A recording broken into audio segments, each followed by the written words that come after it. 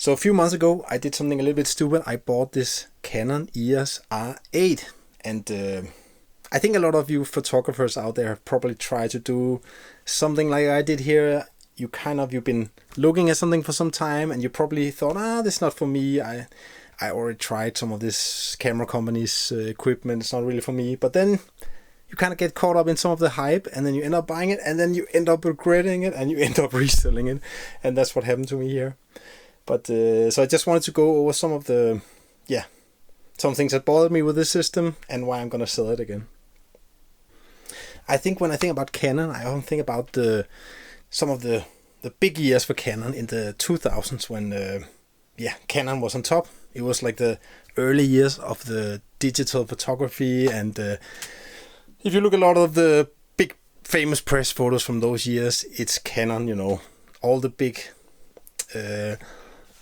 press photographers use Canon. Of course, they also use Nikon, but personally, I just think a lot about Canon when I look at the colors. Also a lot of the friends I had, they start to buy those Canon 5D, 5D Mark II, 5D Mark III, and then all the mirrorless cameras came, and then Canon was a little bit left behind, and then even after Sony and Fuji had kind of conquered the whole mirrorless camera scene, then Canon came with this Canon system, and they actually have managed to get back into the game, and as far as I understand, they're actually doing pretty well.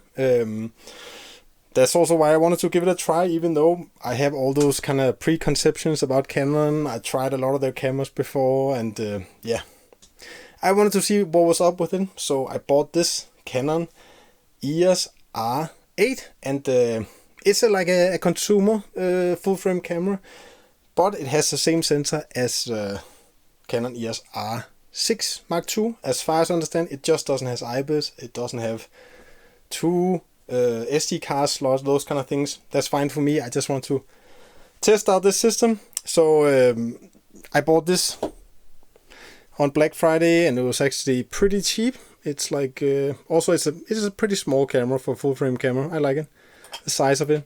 And then I also bought this here, which is the where can you see the 35mm 1.8, and that's actually okay lens. Yeah. Then I also bought this 50mm, which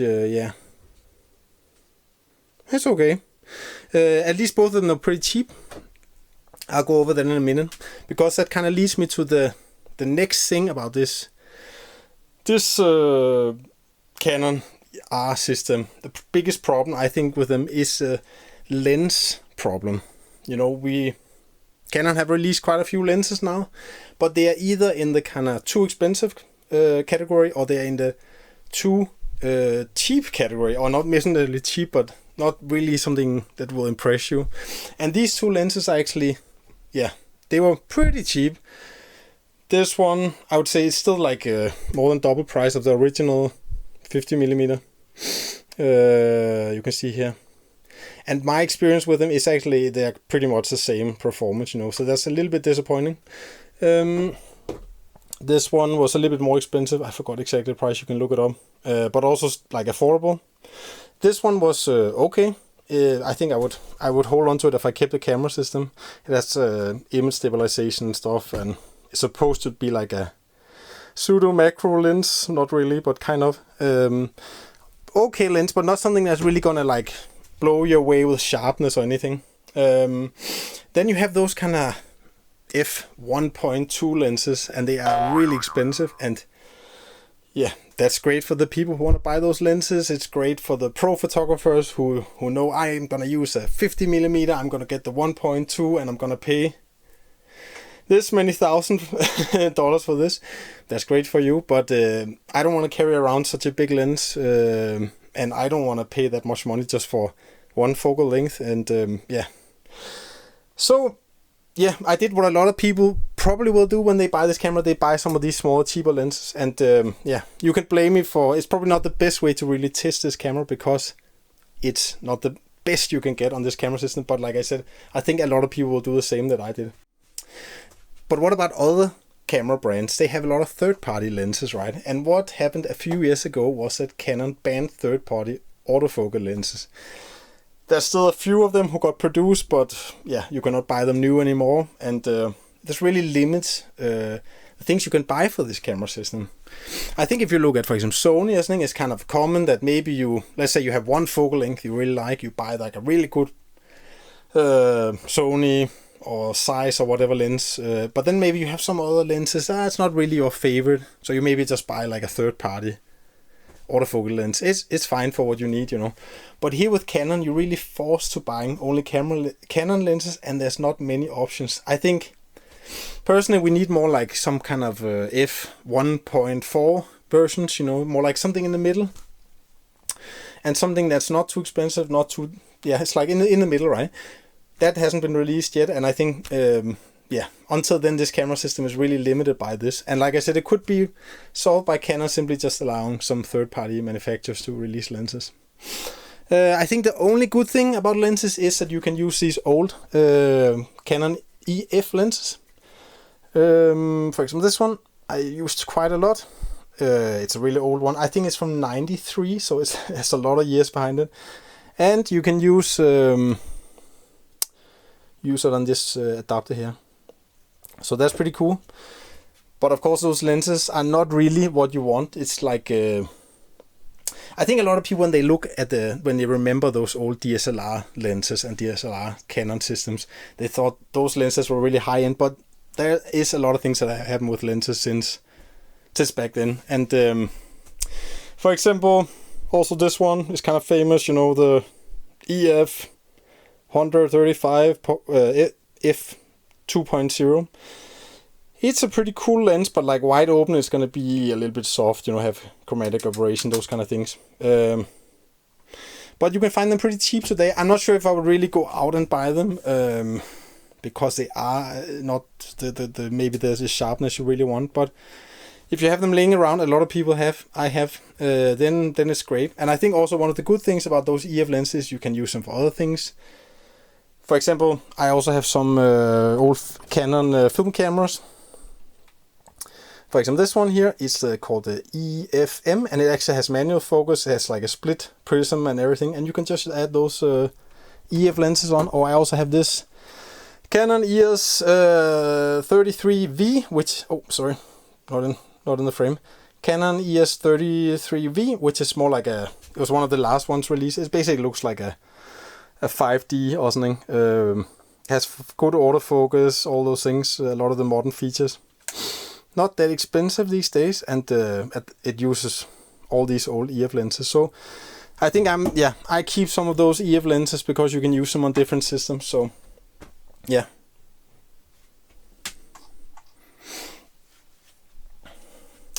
Then for me, the second downside of this camera is this flip out screen. Here you go. So you have to do this every time. Let's say I go down the street. Oh, I spot someone. Flip it out and then rotate. Oh, and then it's never really in level, you know, because you're kind of looking to the side. Oh, it's really my greasy fingers. Where, for example, let me see if I can find another camera here. I just have like a old Fuji here. You just simply, XT20. Just do this. Bam. I'm not sure why it's not focusing. You can see my face. It's like it's really simple, right? You just do this, and if you are on the street, do you really want to fiddle around, you know, with I hate this screen, you know, but it's something they put in a lot of cameras, and they do it because at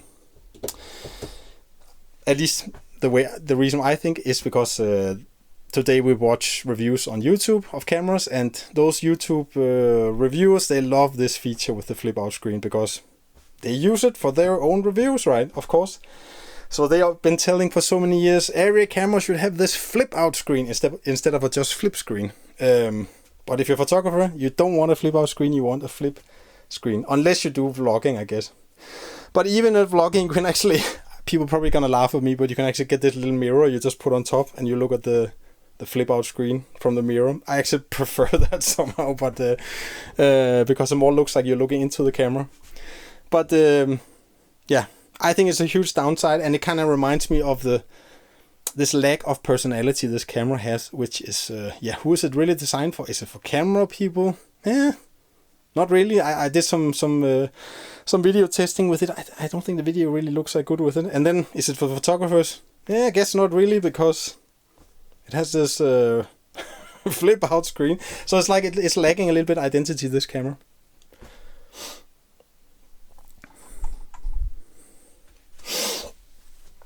And then of course there's image quality. Is it good? I think for me that's like the most important, because I have some cameras I really love, but they are big and clunky and terrible to use, but the image quality is amazing, and then I carry them around and just ignore all the other downsides. But the image quality, I would say it's a little bit in between, just like the rest of everything on this camera.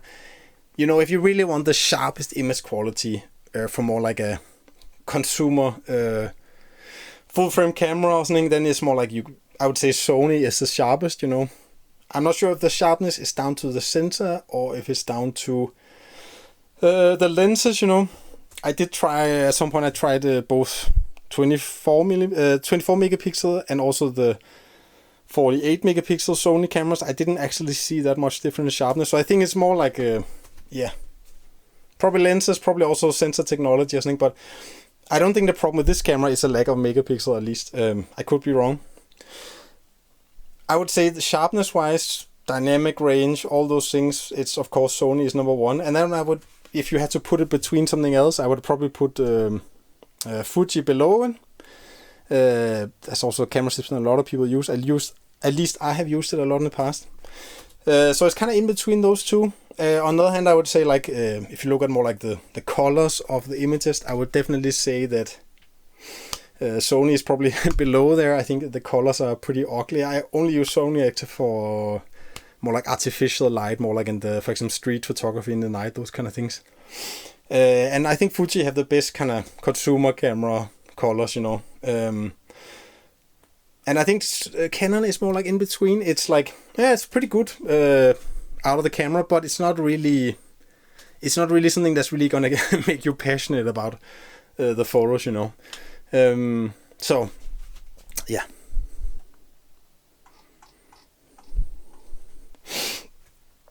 And then of course, autofocus is always what you say Canon is the best at, and I think that's true. Autofocus is great. It's better than Sony. It's better than Fuji. I haven't tried Nikon. I haven't tried the new Nikon. I tried the old ones, but the DSLRs. But yeah. So I think if you need autofocus, let's say you're a sports photographer, you are, wildlife photographer, and you need to put the eye autofocus right directly on the eagle's eye, I think, then Canon is probably the shit, right?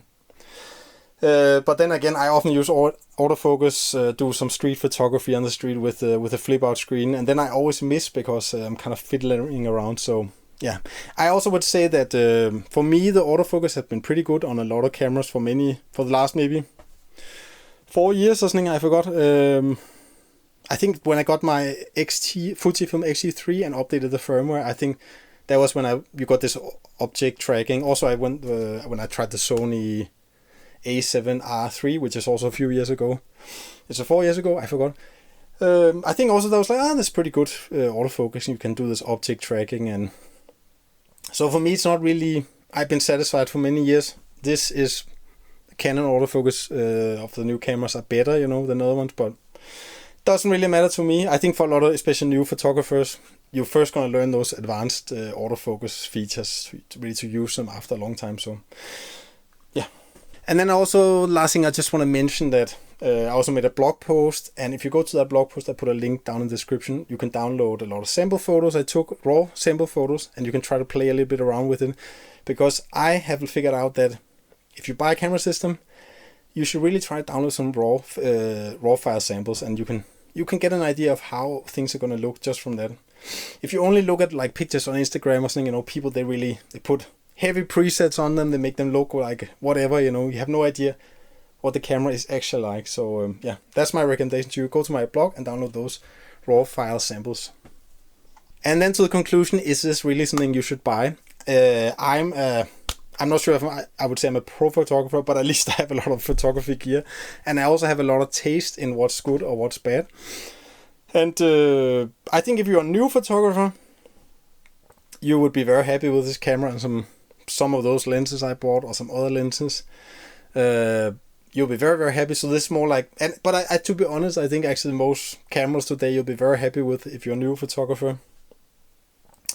The question is more like if you already have some other cameras, is this really a step up or is it a step in the right direction?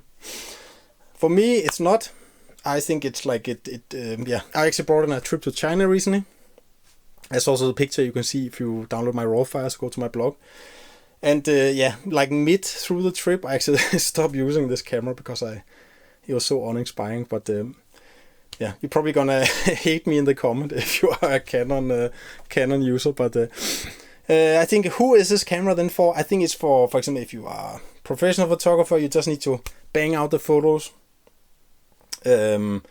You don't have time to edit all this stuff. The pictures look pretty good out of the camera, but you still get this kind of ISO performance from a full frame sensor that, let's say, a Fujifilm camera doesn't have.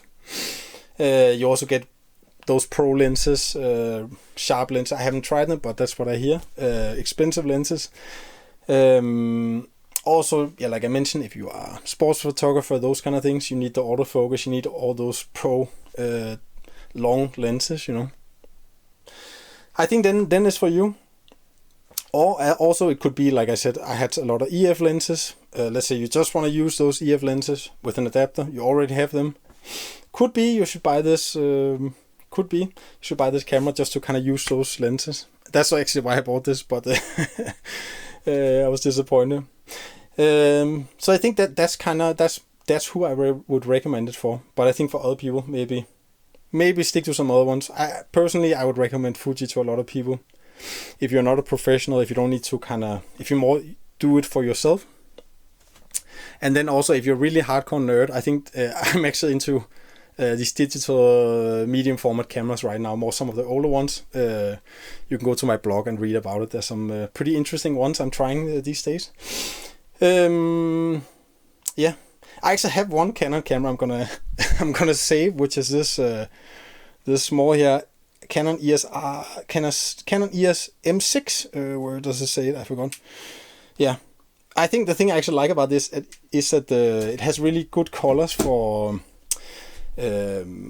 spring. The green colors are very beautiful. Definitely different from this colors from this camera. So I'm actually keeping that, but it's a very cheap one. I'm not really, you don't get much from selling it. So also I kind of like the little combo with the lens here, the 22mm f2. So yeah. Anyways, that's a side note, but yeah. Take care out there, and see you.